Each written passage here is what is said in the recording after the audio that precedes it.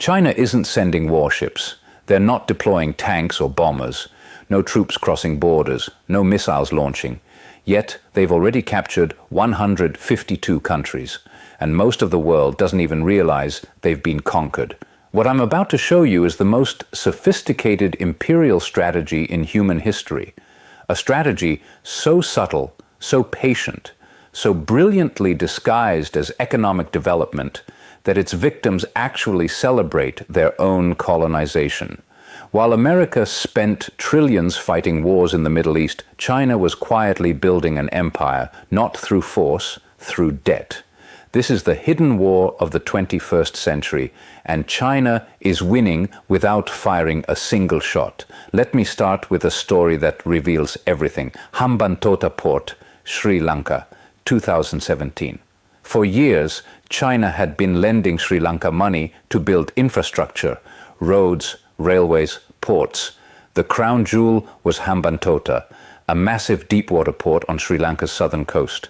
China offered generous loans, low interest rates, technical expertise. They painted it as partnership, as development, as South-South cooperation. Sri Lankan politicians loved it. Ribbon cuttings, photo opportunities, modern infrastructure that made them look successful. There was just one problem. The port generated almost no revenue. Ships didn't want to stop there. The debt payments became crushing. Sri Lanka couldn't pay. So in 2017, China made them an offer. We'll forgive some of the debt. In exchange, you give us the port for 99 years. Sri Lanka had no choice. They signed.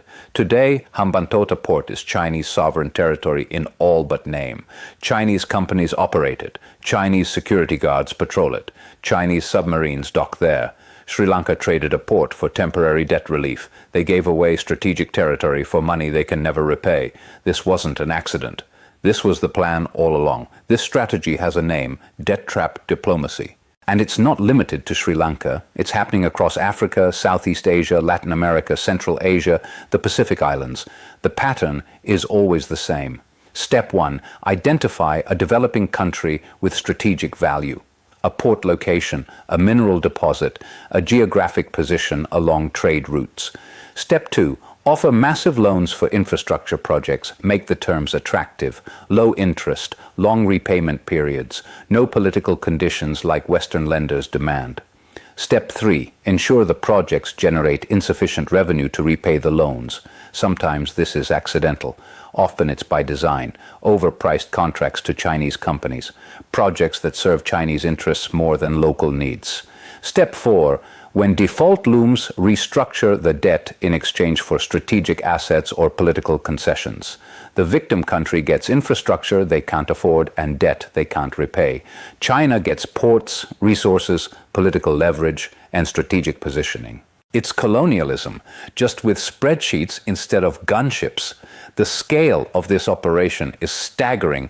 China's Belt and Road Initiative, launched in 2013, has invested over $1 trillion across 152 countries. That's nearly every country on Earth. In Africa alone, Chinese loans now exceed $160 billion. China has built over 6,000 kilometers of railways, 6,000 kilometers of highways, nearly 20 ports, and dozens of power stations across the continent. Djibouti, tiny nation on the Horn of Africa, now owes China debt equivalent to 43% of its entire GDP. They've already handed over military basing rights. Chinese troops garrison Djibouti's most strategic port. Pakistan owes China over $60 billion through the China-Pakistan Economic Corridor. They've ceded control of Gwadar Port. Chinese companies operate Pakistan's power grid. Chinese surveillance systems monitor Pakistani cities. In the Pacific, tiny island nations like Tonga, Samoa, and Vanuatu have borrowed heavily from China. Tonga's debt to China equals 37% of its GDP. When default threatened, China demanded access to undersea cable systems that carry internet traffic across the Pacific. Malaysia borrowed $34 billion for Chinese-built infrastructure. then discovered the projects were overvalued by billions. They're now locked in debt restructuring that gives China operational control. Across Latin America, from Venezuela to Ecuador to Argentina, Chinese loans have purchased access to oil fields, copper mines, lithium deposits, and agricultural land. But here's what makes this strategy brilliant. China doesn't just lend money. They build the infrastructure themselves using Chinese companies, Chinese workers, Chinese materials. So the money never really leaves China. It circulates through Chinese contractors, returns to Chinese banks, flows back into the Chinese economy. The borrowing country gets infrastructure, but the money went to Chinese firms. And now they owe China debt that must be repaid in hard currency. It's a closed loop that enriches China while creating dependency. And there's more. These infrastructure projects serve Chinese strategic interests. First, local development. Second, the ports China builds are positioned along Chinese trade routes. They're designed to accommodate Chinese shipping. They give China's navy potential basing rights in strategically vital waters. The railways connect resource extraction sites to Chinese-controlled ports. They move African minerals and Latin American commodities toward Chinese markets. The power plants run on Chinese technology, burn Chinese coal, require Chinese technical support for decades. Every project embeds Chinese presence deeper into the host country's economy. Compare this to American foreign policy over the same period. America spent $8 trillion on wars in Iraq and Afghanistan. China spent $1 trillion building infrastructure across 152 countries. America demanded political reforms, human rights improvements, democratic transitions as conditions for aid. China demanded nothing except repayment. American aid came with strings attached. Chinese money came with contracts. Which approach do you think developing countries preferred? When a politician in Kenya or Cambodia or Peru needs to build something visible before the next election, who do they call? The Americans with their lengthy approval processes, environmental reviews, and political conditions, or the Chinese with their quick decisions, massive funding, and no questions asked? The answer is obvious. In 2019, Africa received more foreign direct investment from China than from the United States and European Union combined. That's not because China is more generous. It's because China's model is more attractive to governments that need quick infrastructure and don't want lectures about governance. Now here's the strategic genius that Washington completely missed. This isn't just about economic influence. It's about restructuring global power. For 75 years, America maintained global dominance through a network of alliances, military bases, economic leverage, and dollar supremacy. Countries around the world aligned with America because American power offered security, market access, and financial stability.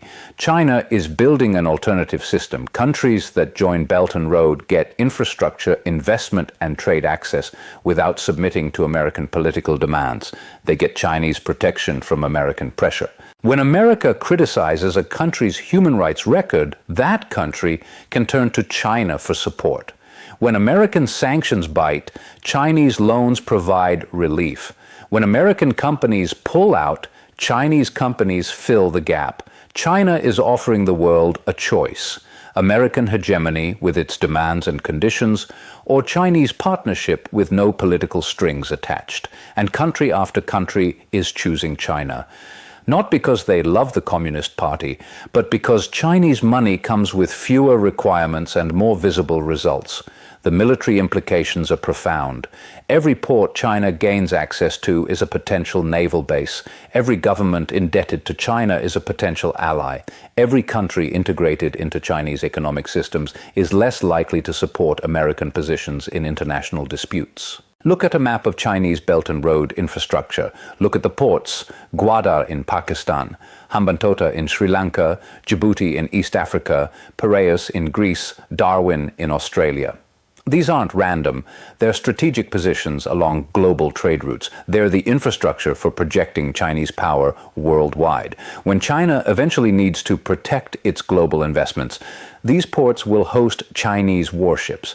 These countries will provide basing rights. These governments will support Chinese interests in the UN. America built its post-World War II dominance on a similar network of bases and alliances. It took decades. It cost trillions. It required winning a World War first. China is building the same thing through loans and construction contracts, faster, cheaper, and without fighting anyone. Here's what terrifies American strategists. China is implementing this across every strategically important region simultaneously. In Africa, they're securing access to the resources that will power 21st century technology.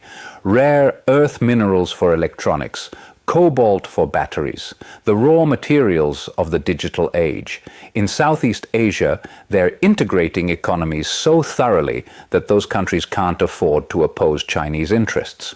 When your power grid runs on Chinese technology, when your ports are built with Chinese loans, when your economy depends on Chinese markets, you don't challenge Beijing.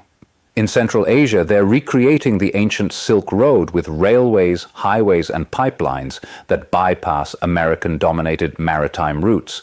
They're building infrastructure that makes China the geographic center of Eurasian trade. In Latin America, they're establishing economic presence in America's traditional sphere of influence. Chinese investment in Latin America increased 3,400% between 2000 and 2020. In the Pacific Islands, they're encircling Australia and threatening American military communications. Those undersea cables China wants access to, they carry US military data. This is a coordinated global strategy implemented over decades with remarkable consistency. And here's the part that should really worry America. China is winning without confrontation.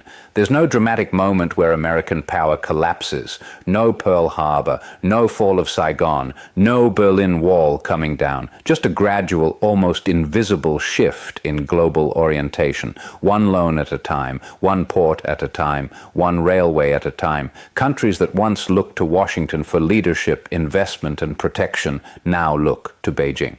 And they do it not because China forced them, they do it because China offered a better deal. This is defeat through superior strategy.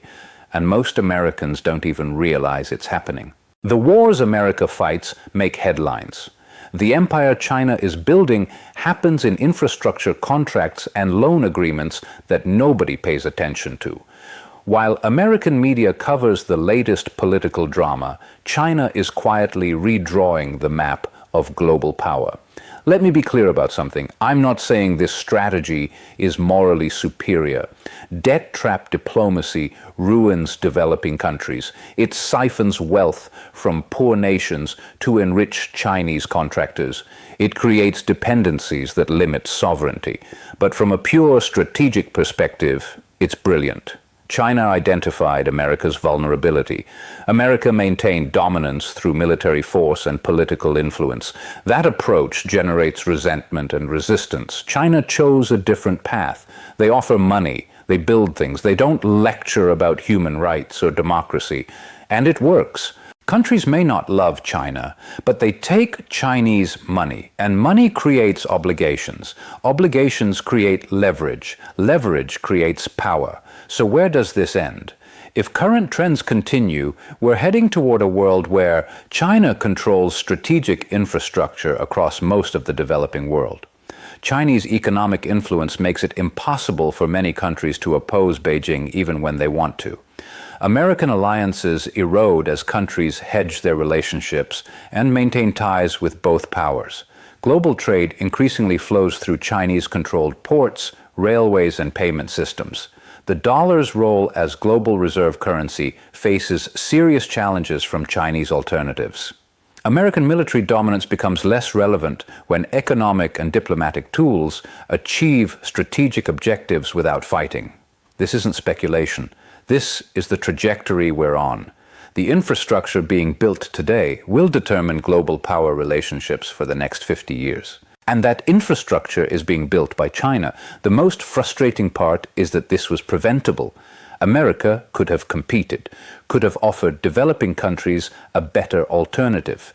Investment without debt traps, infrastructure without strings, partnership without domination. But America chose differently, chose military spending over economic development aid, chose political conditions over unconditional support, chose short-term thinking over long-term strategy.